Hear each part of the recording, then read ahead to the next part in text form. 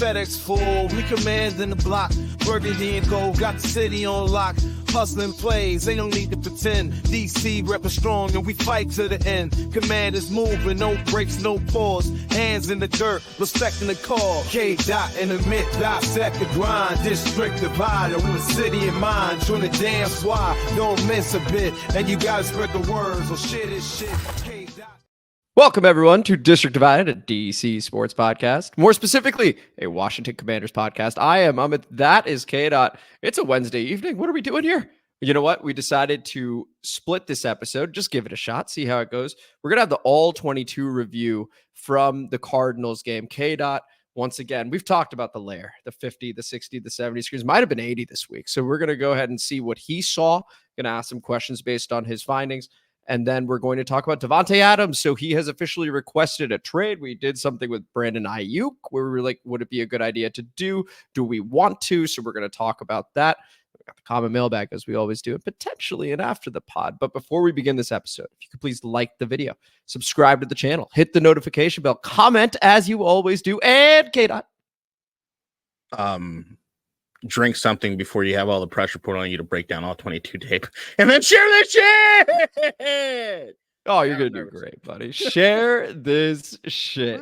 We greatly appreciate it. I don't know. You've gotten a lot of positive feedback on this so far, KDot. So let's just keep the good things going. And by the way, since you've done the All-22s, we're undefeated. Not to put that on you. But do you also have the intro video? I don't know if you wanted to do that again. That's a good question. Since this whole episode's fuck it. It's the All-22 review on District Divided. Bitches!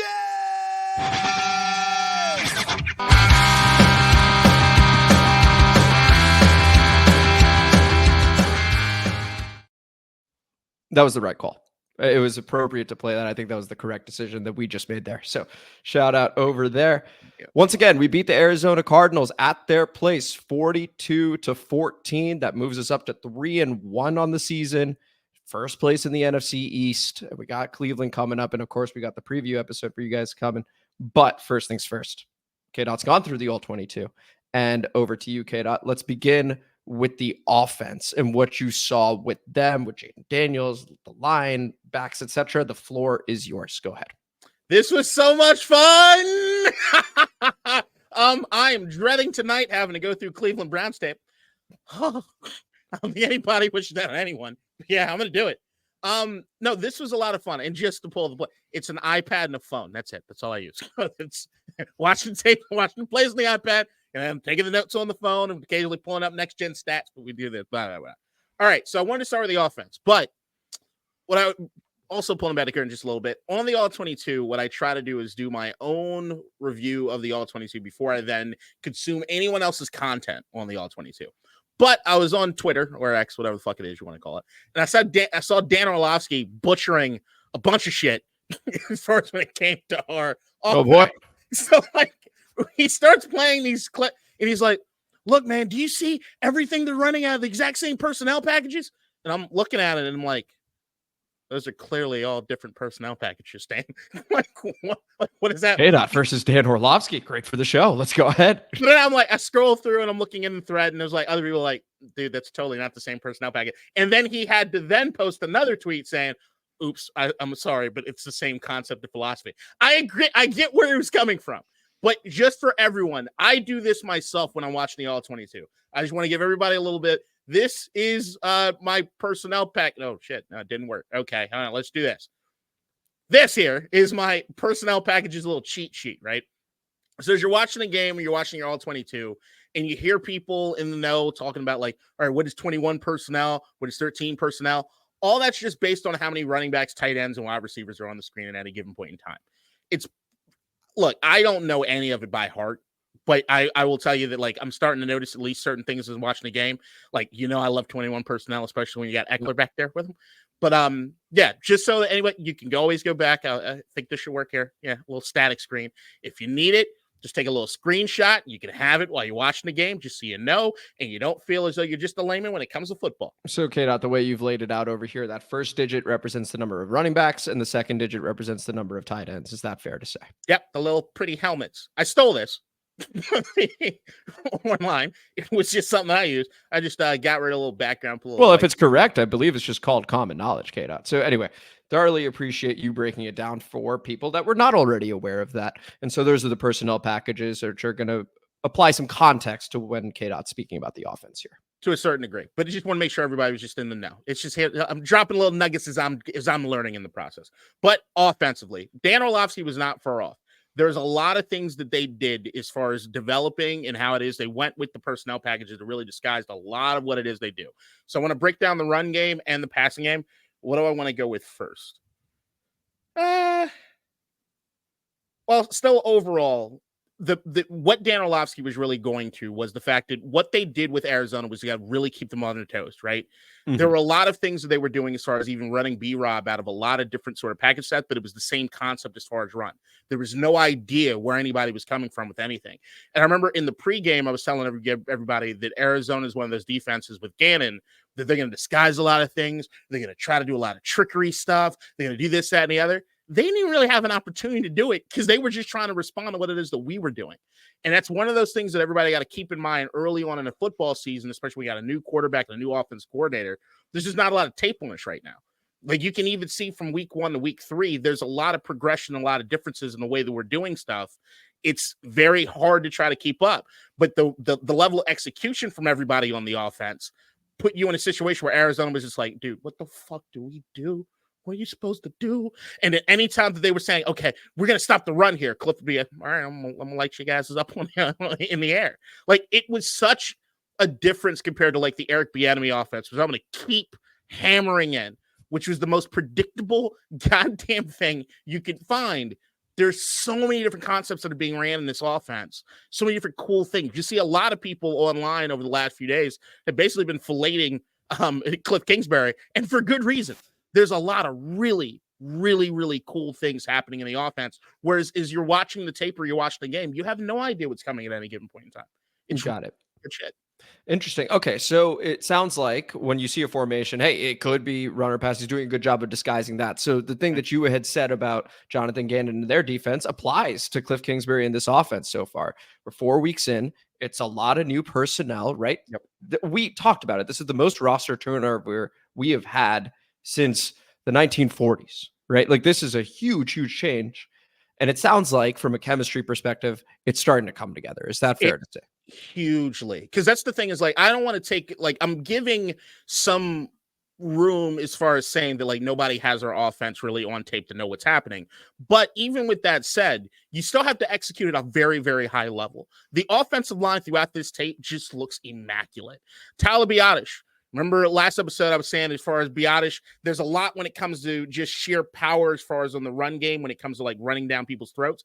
But what he does as far as pulling, the dude is incredible. He can move.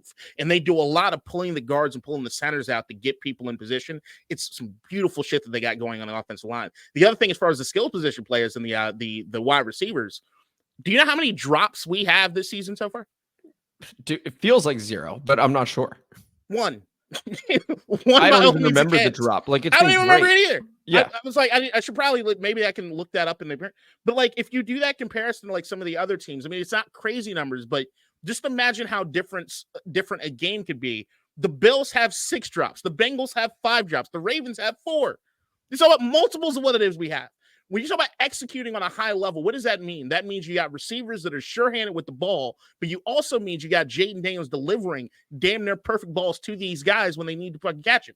Everybody's working at a very, very, very high clip. It's very hard to think that they can sustain this at this level, which is why it was so nice to see this tape. Like it wasn't as crazy as the Bengals tape, right? But the Bengals tape was like you're seeing these once in a generation play every once in a while. Nobody's going to be able to do that. But if you're seeing like what could potentially be a little more sustainable is what you saw in this particular tape itself. So Just want to make sure I'm giving everybody the kudos that they are working their asses off in execution. And at a high level, like you had said, the guards are pulling. Tyler Biadasz in particular is doing a very good job. He is also pulling. And then the receivers, they're not dropping anything. And it sounds like they're blocking pretty well too, at least from what we could see in the run game, because it was so effective this past week.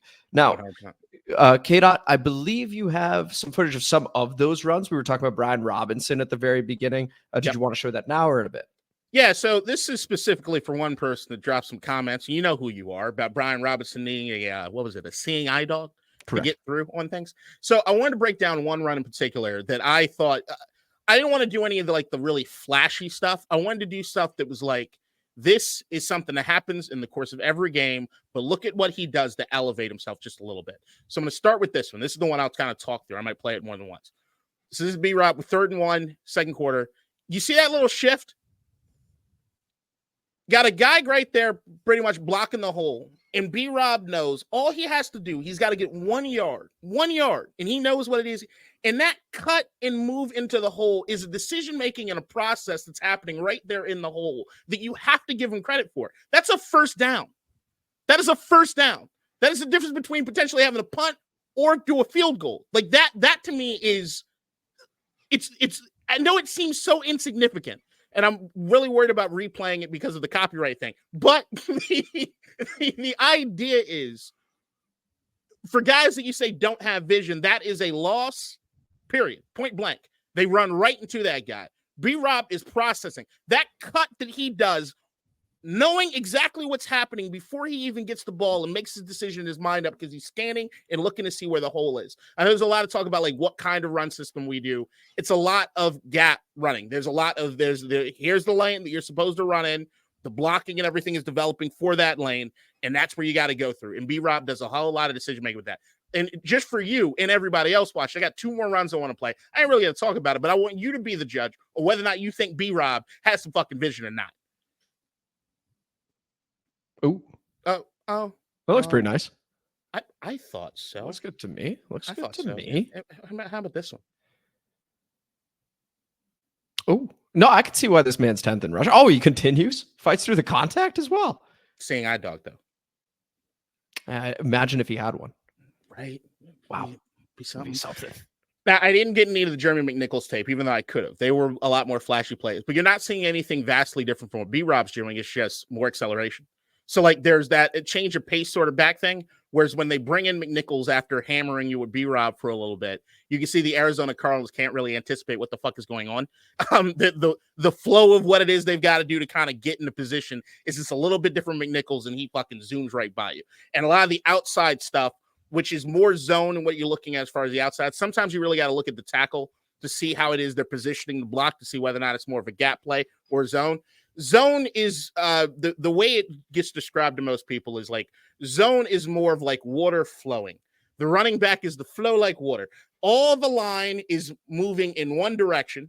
You see a lot of that with like the Mike Shanahan stuff like that. They move in one position, and it's up to the running back to make the decision and determination on where he's going to do. He's got to stop and cut back and kind of flow with whatever it is he needs to do. This is very designed specifically. Hey, you're supposed to go here, go there. They only go to zone when it is the outside stuff. And McNichols, his acceleration on the outside was just. He had a fantastic game. And it looks like Brad Robinson, of course, 21 carries, 101 yards at a touchdown. McNichols, I want to say, I don't have it in front of me right now, but I want to say 8 carries, 68 and 2 touchdowns. So he was great. Now, how did this open stuff up for Jayden? Was Jayden good on his own, regardless of the running? What did we see over there? It's all part of that unpredictability, right? So like the idea is that you can set up in all these personnel decisions or personnel choices, and there's so many things you can run out of all of them, right? So there's a ton of things that are predicated on it. Plus, they've been building more and more, not just RPO, which is something that a lot of people. I get if you're just watching in the flow of the game, there's a difference between RPO, true RPO, and like play action. I've been looking for them to introduce a lot more play action into the playbook instead of the RPO game, and you can see that they were absolutely doing that. And Jayden throwing fucking dimes off the play action, and everybody knows what the play action can do as far as the defense keeping them off their toes. Right. One last thing on the running thing as far as the blocking, because that's something that we've been talking about as far as Terry McLaurin. Good game. Good game blocking, bro. Good game blocking. So I think we might have been on to something as far as getting him involved more in the game flow. and having him feel himself. Because like you can even see on the there was a 17-yard game, B-Rob on a toss. It was a crackback toss. I think, was it the touchdown? Might have been a touchdown. No, I think it was just a game. But Terry's blocking all the way down the field. He's got his guy. He locked him down. Ben Sinnott, all those guys, they're all doing a phenomenal job on that. But let's go to Jayden as far as the passing game and what it is I saw in there. Let's do it. Nothing has changed as far as Jayden's decisiveness. He knows what he wants to do with the fucking football almost immediately. It's just whether or not he pulls the trigger, right? And I've talked about that. Now, it's going to sound extremely nitpicky. I don't even know if that's culturally correct to say anymore, but it's what's happening? That might be problematic. But there are some things that look. He's improving every single week as far as what he's deciding to do as far as taking some chances down the field. There are definitely, you could see week after week opportunities where he could have absolutely ran, or he would have ran in the past in week 1, week 2. That he is absolutely saying, you know, I'm going to stay in the pocket. I'm going to deliver this goddamn ball. There were still some key misses that I saw in this particular game. I know it, like I said, it's going to sound a little nitpicky, but it's just to let everybody know, hey, as much as you're seeing everything from Jayden, as much as you're seeing these insane numbers and historical breaking, all this, that, and the other, there's still some room. And the thing is that what you're going to see is like the perfection moments that you see in like a Cincinnati game. Those will start happening less as more defenses start figuring out what it is we're doing, right? It comes with the territory. But to know that there are still things that he can improve on gives you more leeway and more room that when the defenses do figure it out, that motherfucker just might be unstoppable regardless of whatever it is you throw at him, right? So one that I want, so there are 3 in particular that I know a lot of people are at least talking about. I did see this on Twitter, but I wanted to point out one in particular because it was a scramble that he ended up getting, but it was he clearly had Luke McCaffrey open for a very, very big gain, and I'm gonna break it down into you. Cool. All right, so you see right here. I would quiz you right now in personnel packages, but I'll leave you alone. Do you know? Can you see it? Can you tell? Well, I can't tell how many tight ends there are. It looks like there's the 1 or maybe 2. I can't tell. It's hard. It's hard. There is 1 tight end, 1 in the background. Okay, this so is 11. This is 11 personnel. Got it. All right, so 11 personnel. You see, as far as the defense goes, there are 3 down linemen, including one that's one standing on the line. Right now, pre-snap, it looks like Jayden's kind of expecting he's going to get 4 guys coming after him, right? Mm-hmm. All right, so the play starter begins. You can see immediately that standing lineman has dropped back into coverage almost immediately. So 3 rushing. There are only 3 guys rushing. And you see Jayden, he's dropping back and he's going through his progressions, right? Now, we go to 3, letting it develop just a little bit. Once again, we only have 3 rushing pass rushers. Right. But if you look near the top of the screen, right there at the 25-yard line, not the guy up top, but the guy right there, that is Luke McCaffrey. And right here, this is NFL open. This is an open pat. This is good to go. Jayden is looking dead at him. You let this rip. Okay. Now what's going on with Jayden as far as the decision making is you still see sometimes is that he's like, I don't know if I trust it. I don't know if I trust it. It looks a little muddled to me. I don't really want to pull the trigger here on this. So I'm not sure about it. So he hesitates. As he hesitates, still once again, only 3 pass rushers. They're not really getting anything as far as defense goes. But Luke McCaffrey's not as open as he was. Correct. And now Jayden's starting to feel this imaginary pressure because he's got that clock going on inside of him, right? And he's thinking, all right, I'm running out of time. Something's got to happen. And he bails. Now he's running. He's like, fuck it. I'm going to go pick up this down. I will give him credit on the run. He is pointing downfield. I don't know if he's honestly trying to get somebody to actually follow his direction to get open.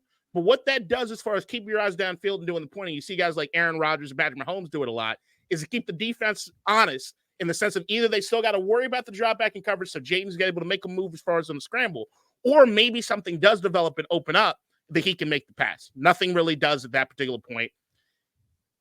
He gets tackled. Play is over. But this is one of those situations where, once again, it sounds nitpicky. I mean, he's not going to make every decision, right? But in a situation like that, when you got a guy that open, you got to pull the trigger. So here we're talking about positive versus even more positive, optimal, if you will, is the difference here. 100%. So, like, if you go to the other plays, which I don't have the screenshots and everything there for it, but there's one that Jayden misses Terry open because he's late on the throw. Mhm. He slides in the pocket unnecessarily because he's feeling a rush that isn't quite there. And Terry's open, and then he's not open anymore. And that's the ball that kind of sails over Terry deep down the field on the left-hand side of the field a little at a certain point in the game. And then also on the interception to Terry, he's late again. He sees it. See, that's the thing is like he's decisive to a certain degree. Like he knows when he wants to pull the trigger and everything. And if he doesn't look good to him, he just doesn't want to do it. And this is one of those things where like he's going to keep getting more comfortable. The more that he gets comfortable with Terry and what he is able to do, the more he's able to trust his eyes and see what it is that's happening. The more he has good plays and he's threading the needle on, he's like, all right, I can fucking do that. And it's talking about threading the needle. That touchdown to Terry in the end zone. Well, that's where touchdowns happen. The one in the end zone. Yes. In the fourth quarter, 3rd and 10 on the Arizona 10-yard line. So at that particular point in the game, you talk about in the red zone, it's really muddled if they're not blitzing, and these guys are playing coverage, right? It's a play that they've done before, but it's never worked out. I've seen this play more than once over the course of this season, and it's usually something that either Jayden pulls down and tries to run or scrambles out. Maybe he gets a few yards here and there, but he never really pulls the trigger on the throw. Right here, this shit is immaculate. I didn't pull this because I wasn't sure if we were going to do videos or not, but if you get an opportunity to go back and look at this particular throw, you got 4 defensive linemen rushing. The window is so damn tight. Terry does an amazing job as far as sitting down in the open zone instead of continuing out on his route, and Jayden throws a fucking heater. Now, I have a question for you because I remember seeing the replay, and there was a Commanders fan in the background pointing at Terry. Do you think he saw him and was like, oh, great idea? Chucks it to Terry, because he immediately throws his hands up in the back of the end zone with those dream seats he's got. If Jayden's processing that too, then the motherfucker might be a robot. How cool is that? I'm just saying. I don't know if that's legal in the NFL. We'll find out. I just want to throw an assist to that fan because I was laughing my ass off when I saw that. He just points at him, and as soon as Jayden lets it go, I want to find him. I would love to get that guy in the pot. It would be great. Imagine Jayden gets tackled, his jaws dislocated, it's just metal. He splits back in. It's like we're like, time out. And everyone huddles around him as we just we're like, no, he's human. You want to know why I'm not afraid to run it in my frame? Because you can't hurt me. I'd love to see that shit. But honestly. But that play is what you want to see. Now it happened in the fourth quarter. So it's one of those things where, like, if that happens in the first quarter, does he take that chance? Does he take that chance with Luke McCaffrey on that play that I showed you? Does the interception get thrown? Does he trust himself more? Right. So it's like those things you look and you see that he's developing more confidence, more skill in things. Because right after that touchdown, he has what most people consider the best pass in the game, aside the Luke McCaffrey pass, which is just fucking awesome. But the Zach Ertz 2-point conversion, back to back. He's threading the needle, putting that torque on that arm. Footwork still. Here's the other thing. He's doing that shit with not proper footwork most of the goddamn time too, right? Because he's got that much torque on the goddamn ball. He can just do it. You see guys like Patrick Mahomes and everything, you just have the ability. It doesn't fucking matter if they set their feet properly to do that thing. No, I just have a quick question. Okay, so you just mentioned he'd made that great play to Terry. Can we call that like in the zone footwork where like everything's clicking and I don't know, when you're in flow as an athlete, right? You do what you got to do. You do, and it just works, and you know it's working. And so that's the natural, not necessarily, it would be incorrect if you weren't in the zone, but if you are, everything's working. Is that? Yes. But if you, I saw today on Twitter, do you know what Jayden Daniels is working on in practice today? No, I don't. Footwork with Marcus Mariota. So the thing is that you can be in the zone good and well, right?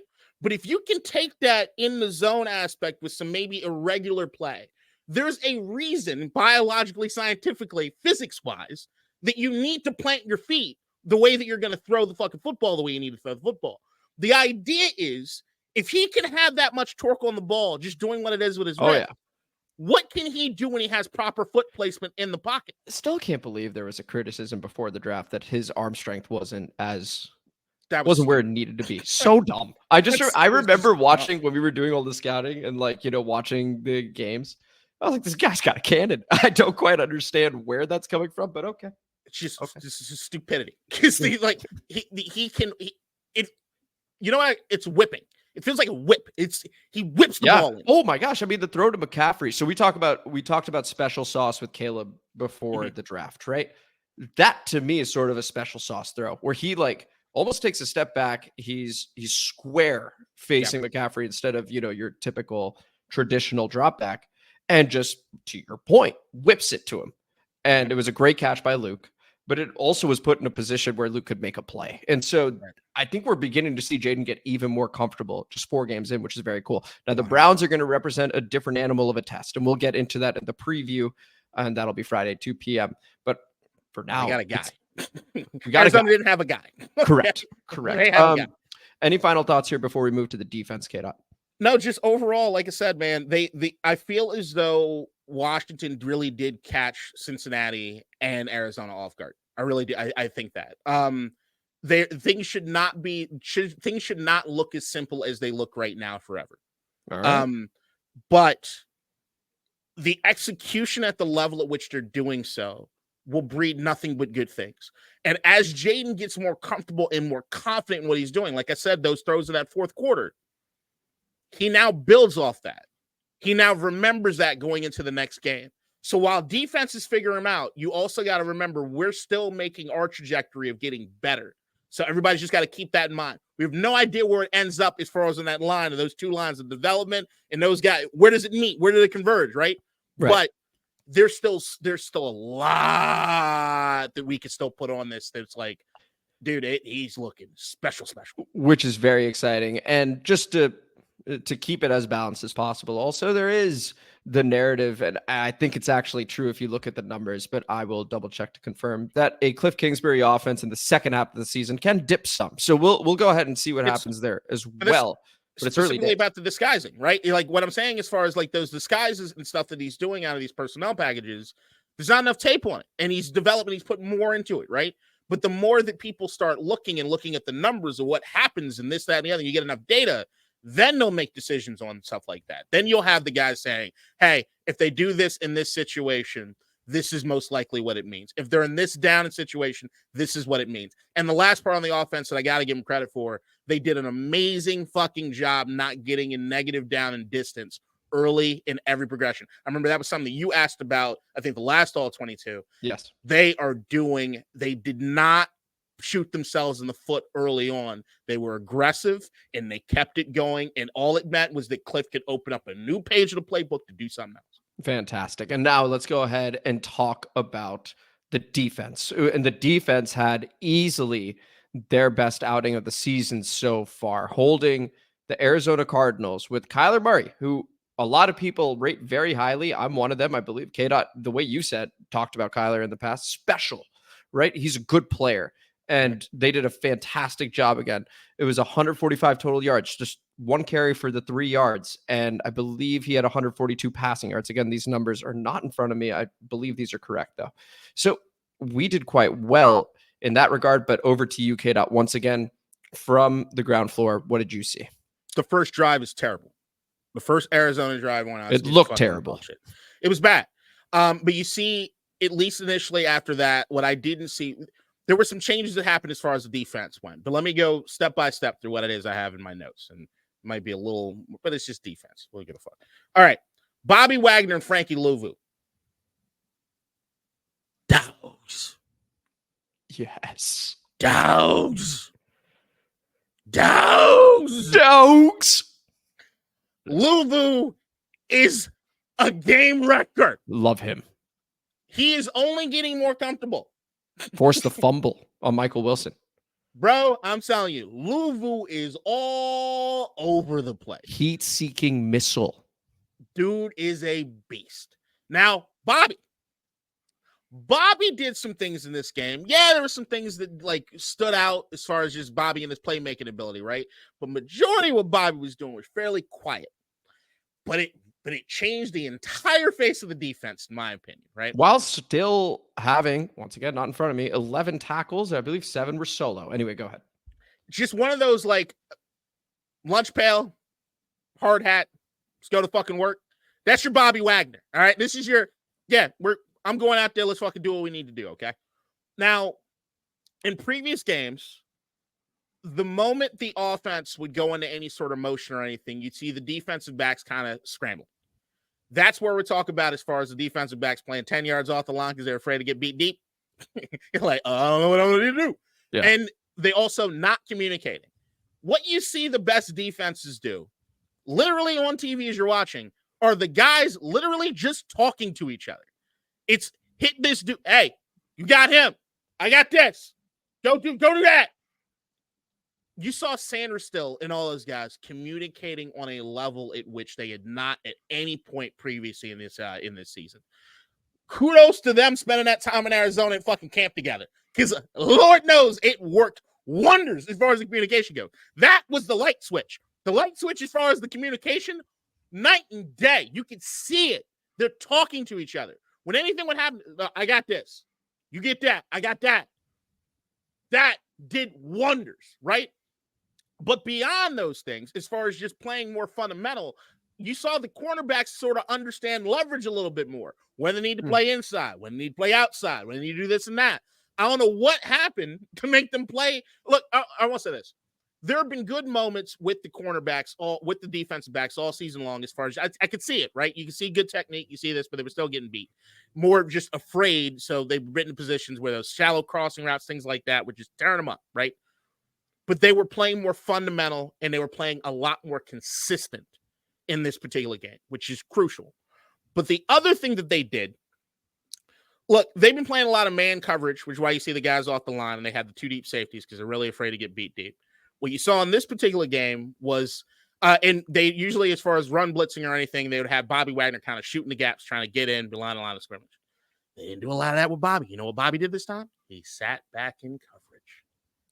And that changed a lot. Was he used as a spy at all? Was Frankie used as a spy at all because of Kyler's speed? Again, 1 carry for 3 yards when he's typically averaging around 50 a game. Mm-hmm. Like, what the heck were we doing in that regard to keep Kyler so quiet? I'll get to that. Well, I mean, fuck it. I'll get to it now. The defensive line played great. Shout out Dorrance Armstrong with a couple sacks. The pass rush was getting there. The interior pressure was getting there. They had better gap discipline. They were able to sort of execute more exotic things. You saw more stunts. You saw more a twist. You saw them doing things that made it seem as though, hey, I got a feel for what these guys can kind of do now. And these guys feel as though they know what they're doing. They're communicating properly. So they played within the confines of the defense. The defensive line had by far their best game overall going. Like, you looked at the Tampa Bay game, it's like, just fucking finish. You're there. You're right there. Just finish the play. Right. What did they do in this game? They finished the plays. That's what they did light years ahead of anything else that they were doing. But the Bobby Wagner piece was what he did. The play that has killed us is the shallow cross with the defensive backs playing off and the safety still playing too deep and them trying to get in as far as the defensive line not getting enough damage done. So what they got to do, you got to shoot the gap. Bobby kind of just sat there, and every shallow crossing route he pretty much eliminated because he can't throw it, and Bobby Wagner's right there trailing the wide receiver. So one awesome thing that came from this game was that the pass defense did look a lot better. And I think that does start up front, like you're saying. When the defensive line, by the way, most of our investment is on this defense. And mind you, this is a brand new defense. Again, the roster turnover was not just on offense. We got a lot of new starters on defense. And the way Joe Witt describes it is we don't just have 11 starters, right? We have rotations, and we have many more people than that. And when you factor in those many more people, it's a lot of guys that are new. So maybe we're just seeing it finally gelling, which is excellent. The defensive line, the defensive line did a lot better, and shout out to them for it.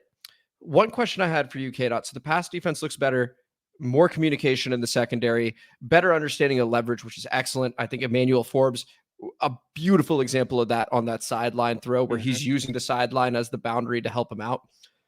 This run defense, it's still an issue, at least as far as I could tell, because we even said it in the last episode. They just sort of chose to no longer run with James Conner now and then. Like, they would have success and then they would get away from it. At least that's what it felt like. Was that still true on tape, or did you as you were going through the various situations, you go, oh, actually, he only gained 2 yards on first down, and that's the reason they went away from it. Like, Yeah, what was going on there? It's more deceiving than you think. It's Okay. they were not having as much success as you'd think on the ground. Now there was also them making sure that the Kyler Murray didn't beat them, so they were letting stuff kind of go as far as the run game goes, and the final score kind of reflects that. But it's not necessarily as the game went on and the score got into the position it was in, they just couldn't do everything that they wanted to do as far as Arizona went, right? So there are still, when they're playing too deep as far as in the safety, there is still some stuff that they're able to do when the running attack that you just were there. I'll give Jeremy Chan a lot of credit. By far his best day as a commander. Awesome. What he was able to do as far as like when they had him around the box, he was finishing plays. Very sure tackler. Actually, another dude that I give credit for as far as in the run support is Emmanuel Forbes. He showed up. Shout out, man, because he's been so maligned. And I think we as a podcast have done a pretty good job of having his back all the way through. I know it's been tough, but it's good to hear him as a positive on the defense. And it's nice in a game that he's back. Mind you, he missed the last couple, right? Yep. He comes back for this one. We give up 14 points. He makes a play. And it's good to hear that he's supporting and run defense where we talk about his frame and people think he can't tackle at all. This is good. This is good. Anyway, please. 100%. This is what the defense showed me this game was that they understand what it means to play like a commander. That was the lesson. Wow. They know. Emmanuel Forbes, and that time off, someone told him, this is what it means to play like a commander. There wasn't anybody on that defense that you could have an Antonio Pierce saying that they were making business decisions, okay? These guys were fucking playing football. Once again, long road to go. A lot of what they were doing as far as some of the zone blitzes that they would typically do, not actually being zone blitzes. They disguised it at first, but then they drop into man coverage, confuse the fuck out of Kyler Murray. You could see it. That exact same stuff will not work against Josh Allen, will not work against Patrick Mahomes, and will not work against some of those, will not work against Lamar Jackson, those kind of guys. But it did work for Kyler Murray. It absolutely did work against Kyler Murray. So overall, they've got some more stuff that they can work on, but as far as a night and day, holy shit, we got a defense that's actually capable of doing something. You saw it. It's just whether or not they can keep this consistency. And honestly, a big test coming up in Cleveland. Now, when I say big test, I mean now we're going against an offense that's not the Cincinnati Bengals. That's not the Arizona Cardinals. That has been struggling some. How do we do against a team like that? Right. So we're going to go ahead and see again with that Friday 2 p.m. preview episode. And then, of course, on Sunday when we're back at home against them. Any final thoughts on the defense before we move to the comment mailbag here, Kate? Oh, I'm sorry. We still have to talk to Davante Adams and stuff like that. Please continue. We do. I'm good with the defense. We're good. All right. Cool. Davante Adams, one of the best wide receivers in the NFL. I think there is no debate around that. And if you do want to debate it with the wall because he is incredible. He's absolutely incredible. He produces no matter who his quarterback is in Las Vegas. He was with Aaron Rodgers before this. And people in the media, Mina Kimes, Chase Daniel, have thrown our name in the ring. They're just like, hey, Washington would be awesome. So, KDot, the question for you is, would you trade for Davante Adams, who once again has informed the Las Vegas Raiders that he would like to be traded? Would you trade for Davante Adams? No. And that's hard because look, I think that I think what ends up happening is you have a situation, especially when you have a team that's having the early success that we're having, to think, don't rock the apple cart. Don't do anything. Just let it rock. Everything's great. What Adam Peters' job is to do is, regardless of whatever the fuck is happening, to always make sure he's making the team better. And that's what you end up seeing with a lot of guys that, like, you talk about that Super Bowl hangover, right? We're far away from that, but I'm just explaining. When you got teams that make it to the Super Bowl, lose the Super Bowl, the reason the hangover exists is they think they have enough to go back in next year to then compete in the Super Bowl again. And you rarely ever do. You got to retool. You got to get better because everybody else is what? Getting better, right? So, goddamn, there's a fucking... Like, I can tell. You've been working over there. I'm gonna kill the shit out of this goddamn thing. I think the fly was honestly enjoying the All-22. It's like, hold on, let me see a little bit more here. Just random ass fly. I feel like it reflects on camera like I'm living in like the Breaking Bad fly bullshit. episode. My place is clean, okay? I smoke cigarettes and everything I'm living in. It's like squalor right now. I don't think the fly's not helping me. They've adapted. Go ahead. Does Davante make the team better instantly? Yeah, he's Davante fucking Adams, right? But I think the thing that it's the Ayuk conversation to a certain degree. I still see so many plays being kind of left out there from Jayden all over that, like, dude, I just want to see more opportunities for some of the dudes that are here right now because I'm seeing them kind of catch their own. Like, I want to see Luke McCaffrey get more fucking plays before I see anything else. They're getting open. Like, the reason you get a Davante Adams is for the special plays, right? I'm seeing a lot of them. So, like, the idea is, like, I could go get a Davante Adams, 32-year-old malcontent receiver who's not really happy with his current situation. But I tell you right now, if Jayden Daniels isn't fucking launched the ball up to him, I don't think he's quite like Terry was the first couple weeks of the season. So, like, I don't know. We have $26.2 million in cap space. And when we did the Brandon Ayuk episode, I said I would do it. And you said that you would probably do it as well. Now, we had our reasons for that, which is that in Brandon's situation, he knows Jayden. He's best friends with Jayden. There's familiarity with Jayden. There's a chemistry with Jayden. This is different. Davante Adams, as special as he is, and he is special, is also one of the biggest names in the sport. So when you trade for this guy, I'm not even going to bring up his age because he still produces. Okay, he still produces. When you bring this guy in, the entire perception and complexion of your team changes. And it's not always good. He could be incredible. He could be. I would not do this. I would not trade for Davante Adams. This is different. This year is about Jayden's development. And you might go, okay, well, with a Davante Adams, that would help. Could. But when you look at the average separation numbers and you look at the All-22, Luke McCaffrey, I know this sounds crazy, guys, but Luke McCaffrey is consistently open. Consistently. Can he get the ball more? Can he continue to develop? This was not a Super Bowl year. This is a Dan Snyder move to me. This is okay, cool. We got a sweet rookie quarterback. We're going to trade for Davante. And he's got no guaranteed money left on his deal next season. I don't believe Terry does either. You got to pay both all of a sudden? Year 2 into Jayden, now you got to pay both? I don't like it. I don't. And based on recent reports, it sounds like Adam Peters doesn't either. Could it change? Sure. But I would not trade for Davante Adams, knowing that this year is about what is Jayden capable of? What are these young receivers capable of? And what is this offense? We're still figuring that out. And I would like a full year of information. And then year 2, okay. Now what do we want to do with all the resources that Adam Peters has built for us? That's where I'm at, KDot. All right, I want to clarify something because I don't know but this is what I believe about the Brandon Ayuk thing. I think I said this on the pod. I think that trading for Brandon Ayuk is the wrong decision. I would do it because I like toys. So, like, I think during that era, that's where I was. I did not necessarily think it was the right choice to make because it went against everything else they had done in the offseason up until that point.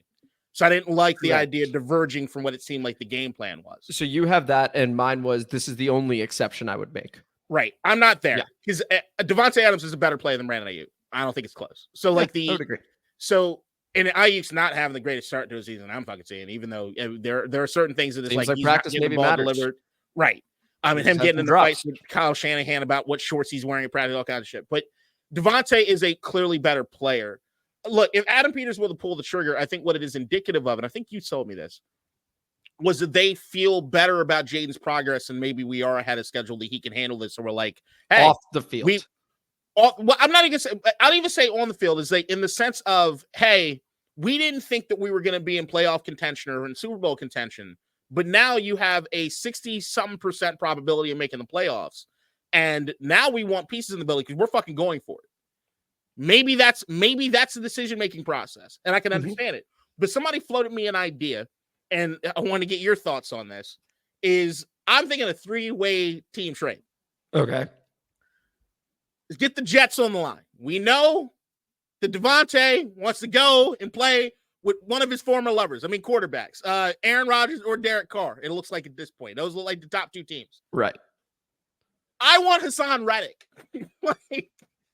So you look at that, you look at the Jahan Dotson pick was the trade that we got the 3rd round pick from Philly that was actually Miami's 3rd round pick, which looks like a really high 3rd round pick because Miami sucks ass right now. Yeah, pretty bad. Would I dangle that and maybe something else for the idea of getting a Hassan Reddick? Look, Dorrance Armstrong looked good. These guys look good against Kyler Murray in Arizona. I think Baltimore's a different story. I think Dallas might be a different story. I think Philly might be a different story. And the idea of lining up a Hassan Reddick within the confines of this defense that I see right now and having somebody that's truly like a special pass rusher, I might do that. That's an interesting one. And for those that don't know Hassan Reddick's stats, I just pulled them up as well. 2021 in Carolina, he had 11 sacks. 2022 in Philly, he had 16 sacks. 2023 in Philly, he had 11 sacks. There's a reason that the New York Jets traded for him, let go of Bryce Huff, ironically, to Philadelphia, and that was not a trade or anything, and got Hassan Reddick in the building. He's a game changer. KDot, I would like more information. Like, I won't get the information, just to be clear. But if I'm Adam Peters, I want more information on what the fuck is going on with that situation. Whether, the Jets traded for him, they had a good faith agreement that something was going to happen, because the Jets are saying one thing and Hassan's saying something else. I'd want to get to the bottom of that. If this is not a Hassan Reddick issue, and this is just the Jets being the classic dysfunctional organization, they've earned that, the classic dysfunctional organization that they are, I'm more open to it. I'm much, much more open to it. As of right now, kind of am interested again in seeing what the defensive line continues to look like. So, Allen and Payne, you had mentioned getting more interior pressure. Dorrance Armstrong has a great game, a game-changing day on Sunday, right? The 4th and 1 sack, for example. We got the ball. We go. 17-7 halftime, curtains. Turns out that's all we needed. I want to continue to see this defensive line improve. I want to see Jayden Daniels develop. If we were to trade for Hassan Reddick, unlike Davante, I would be much, much more excited, just to be clear, as a fan. I would be way more excited. Be like, oh my gosh, we got Dorrance Armstrong. We got now, I'm forgetting his name, Hassan Reddick. We got Daron Payne. We got Jonathan Allen. That's going to help the secondary out. Cleveland Farrell needs to come back. Dante Fowler.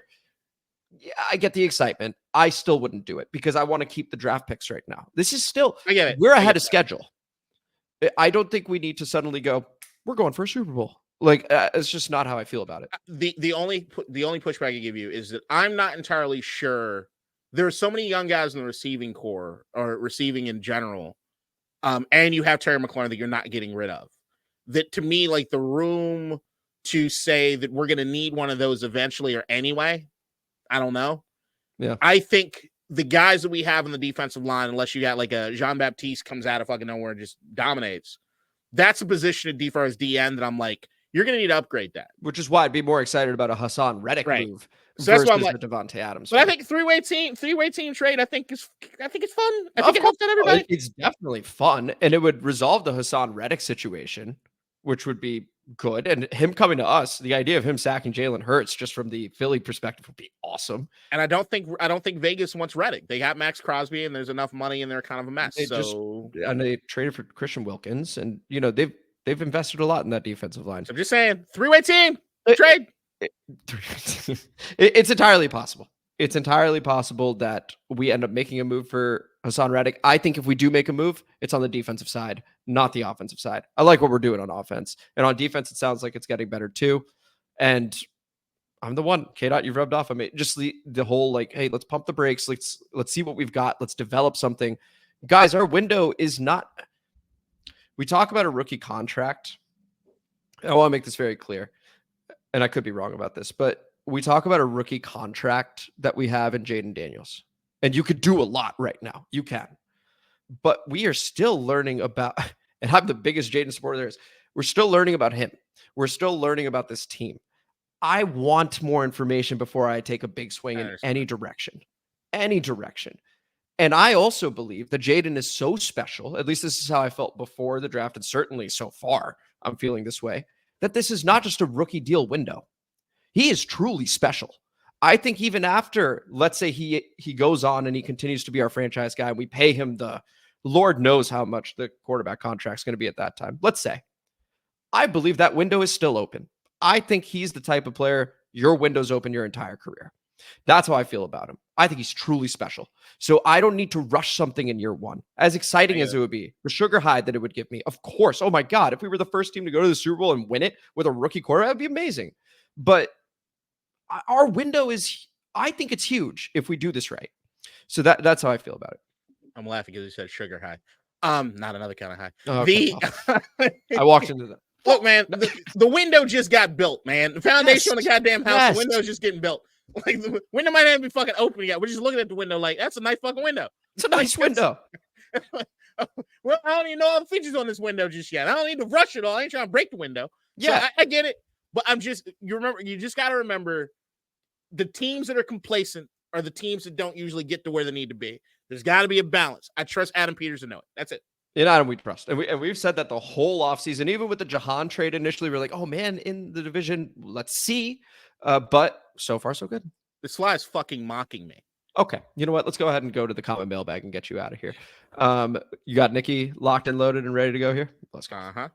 Comment mailbag time, motherfuckers. District divided, ain't got time for no suckers.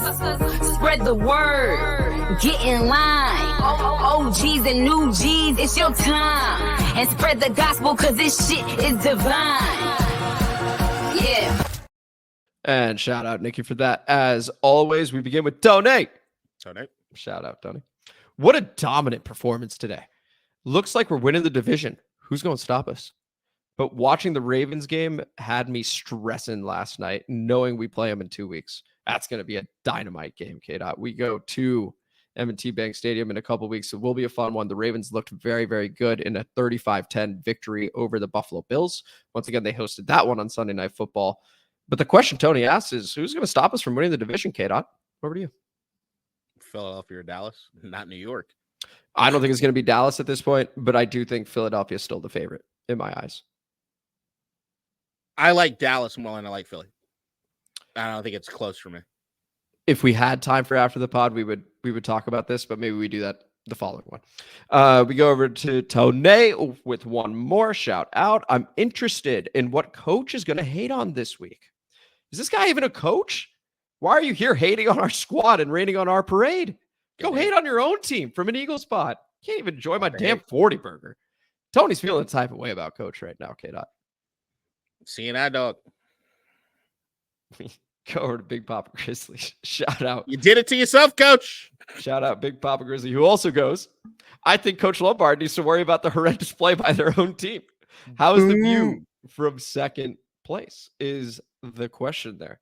So far, I'm gonna get fired. Again, man, I wish we could talk about Philly and Dallas right now. Let's go through these comments. Maybe we do have a couple minutes. Do you know Nick Sirianni? You remember my rant about Ron Rivera? What do you do? Yeah. I mean, I think there's some questions right now. I think there's certainly some questions, some inconsistencies in the way that the game flow is going. They were missing a lot of guys against Tampa. Anyway, let's go to coach. I changed my takes based on new information. First and foremost, I believe that's smart. Philly needs to fire Nick Sirianni, and the division is wide open. I rated Washington's roster at 32, based largely on C grades for Jayden and frankly C grades for a lot of your guys. I have never been vibes over talent guy, but I might be wrong about that. Well, look at that. You have the midget Forbes finally being physical in run D and pass D, a trait that he had never flashed on tape his entire life. That's why coaching matters. I liked Joe Witt Jr.'s blitz packages. You learned so much more from watching the game with Mark Schlereth on mute, and your O-line has impressed me. Jayden actually executed West Coast concepts, dragon, lion, etc. I don't think repeated deep shots to Terry are sustainable. The West Coast actual NFL offense stuff is. Congrats on the win. See you guys in week 11. Hopefully we will be healthy and have our shit together by then. And that is what coach's first comment is. There's one more after. Your reaction, KDot. Cool. Good luck. Here's the second one. Is my original draft grade for Jayden Daniels the main thing? I was imprecise with my language, which is a serious sin for a former sports writer. I was an offensive line, defensive line coach, and a scout from 2006 to 2010. I called Jayden Daniels' tape and JJ's tape full of red flags. That's inaccurate. Their tapes were full of holes. The absence of a prevalent trait, diverse arm angles, middle of the field targets, etc., doesn't assume its absence, but from a risk management perspective, it kind of does. Am I a high floor guy? I might be. I haven't seen the tape yet, but based just on the game footage, I gave him an A. To me, this has been his most complete game as an NFL quarterback. I refuse to give a guy S tier, which is generational, after 2 impressive games. Okay, so that's where coach currently is on Jayden Daniels, along with some credentials on the resume over there. I don't think anybody's putting Jayden in S tier yet. We're just seeing, I mean, if you look at what's happening just factually, there's generational shit happening. Correct. Record-breaking shit happening. And the hope, nobody thinks he's going to be able to sustain this level of anything. No one should be able to sustain this level of anything. Period. I don't give a fuck who you are. Patrick Mahomes can't sustain any level. Bro, he's a rookie, and in his first 4 games, he's set NFL records. The only thing I would lead with is holes, red flags, whatever, coach. I would just say, I appreciate admitting when you're wrong and going off. Everyone should admit when they're wrong and use information to make the best judgment that they can make. I would just say lead with more fucking positivity in the beginning. Well, there's one more comment. I take the L's and I take the W's equally. Speaking to what you said, KDot, I appreciate the accountability. Okay, that's from coach. So just to echo what you had literally just said, KDot, taking some accountability over there. Always love it. We go over to, let's see. Well, we got another one for Big Pop Grizzly. We have the best running back room from top to bottom in the NFL.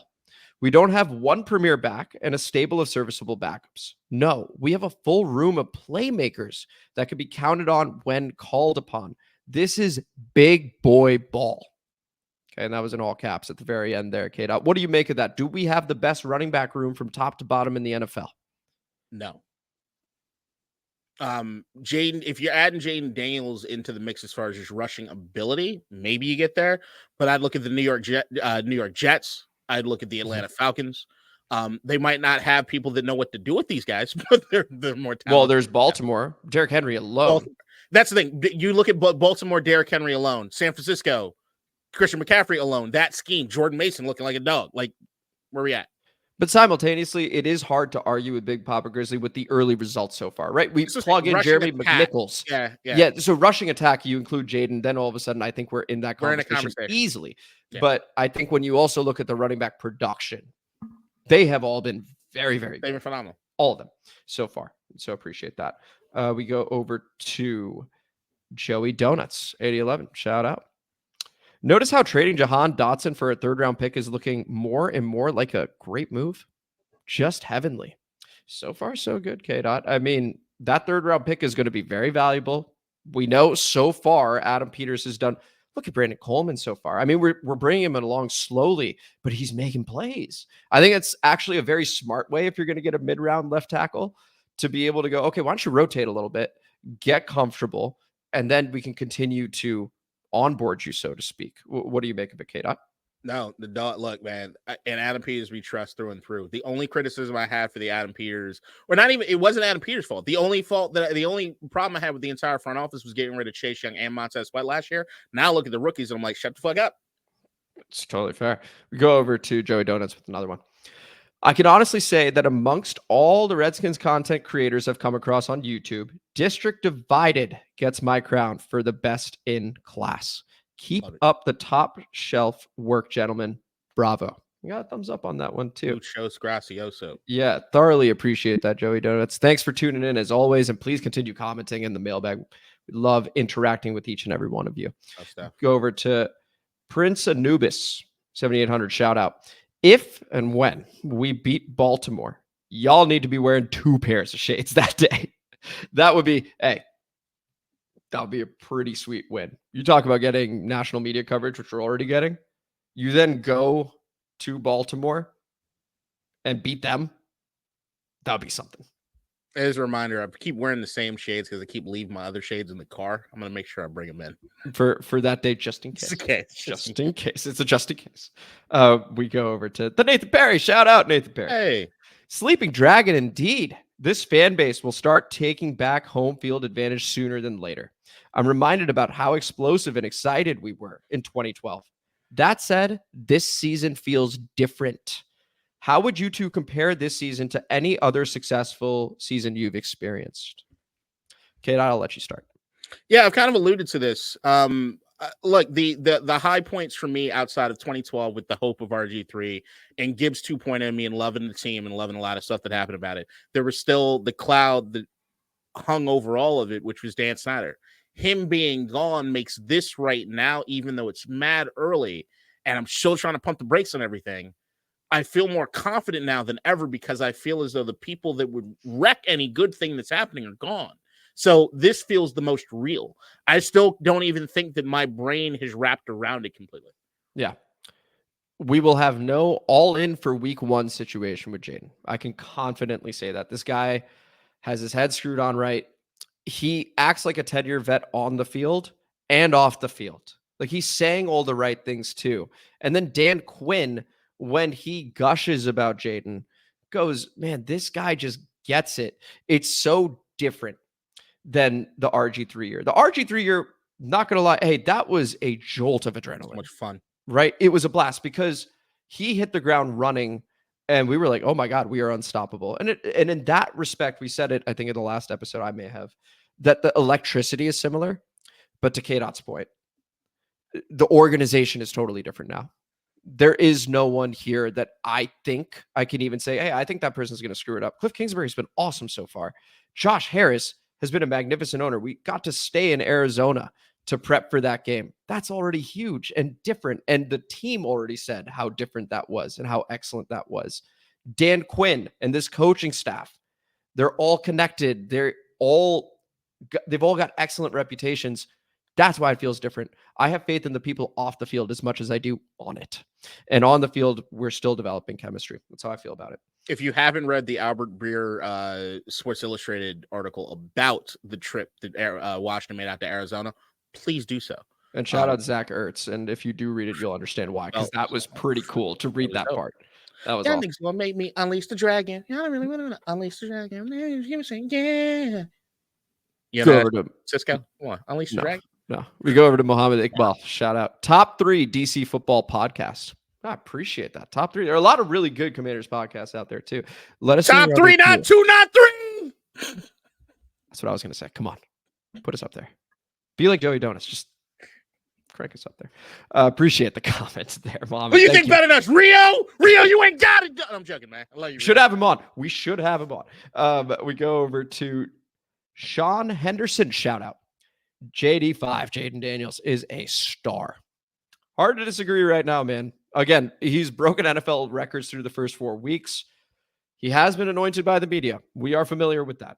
So we'll see how he continues to develop, but early signs are excellent on and off. Stars born. We conclude with, this is Brendan Nichols. Yeah. Nope.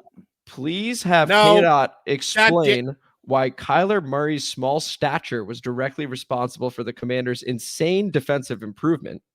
Also, does JJ McCarthy still interview well? Well, do me a favor. Ask Brendan if he likes sucking dick on the corner. Brendan, I will be texting you after this to ask you that question. And that was the comment mailbag. And this was District Divided, a DC sports podcast, more specifically a Washington Commanders podcast. Thank you guys so much for listening to our break-off episode of the All-22 review. KDot, marvelous job on that. Really well done. Love the quick videos and the snippets so you could see what Jayden was seeing, how the play developed on offense and defensively. It's great to hear that the chemistry is being built. So once again, I'm Amit. That is KDot. Thank you guys for listening. And if you enjoyed this episode, please like the video, subscribe to the channel, hit the notification bell, comment as you always do, and KDot, stay the fuck away from Brandon Nichols and then share this shit. Share this shit. We greatly appreciate it, guys. No time for after the pod this time, but rest assured there will be for the next one. So we will see you guys Friday, 2 p.m. as always. So until then, take it easy. Bye, everybody. In DC, we're just hoping that you listen.